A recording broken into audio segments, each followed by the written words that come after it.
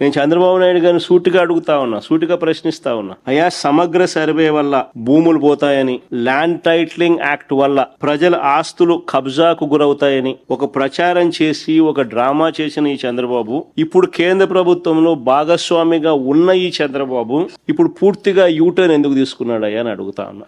మా ప్రభుత్వ హయాంలో మేము చక్కగా సర్వే చేసినందుకు దేశంలో అన్ని రాష్ట్రాల కల్లా మెరుగ్గా మేము చేశాము అని కేంద్ర ప్రభుత్వం నుంచి 400 కోట్ల రూపాయలు మాకు రాయితీ వస్తే ఆ క్రెడిట్ ను తన ఖాతాలోకి వేసుకోవడానికి పడరాని పాటలు పడతా ఉన్నాడు. వాళ్ళు ఎవరు, వాళ్ళ ఎంపీ, వాళ్ళ మంత్రి, కేంద్ర మంత్రి, వాళ్ళ ఎంపీ ఆ పెమ్మసాని ఆయన ట్వీట్ మాట్లాడడం అసలు నాకు ఆశ్చర్యం అనిపిస్తుంది. ఆయన చంద్రబాబు నాయుడు నుంచి థ్యాంక్ యూ, ఇంకా మళ్ళీ అబద్ధాలు ఇంకా ఏ స్థాయి లేకపోయినాయంటే పట్టాదారు పుస్తకాలపై క్యూఆర్ కోడ్ ఆయన తెచ్చినాడంట. అది ఇంకొక అబద్ధాలు. అసలు నిజంగా ఈ స్థాయి లేక ఒక మనిషి ముఖ్యమంత్రి స్థానంలో ఉంటూ ఆయన కన్నా నేను కొడుకు వయసులో ఉన్నా, నేను మా ఆయన ఇద్దరు సమకాలికులు, నాతో కూడా కాంపిటీషన్ చేయలేకున్నాడు. మా నాయన కథ దేవుడు ఎరుగు.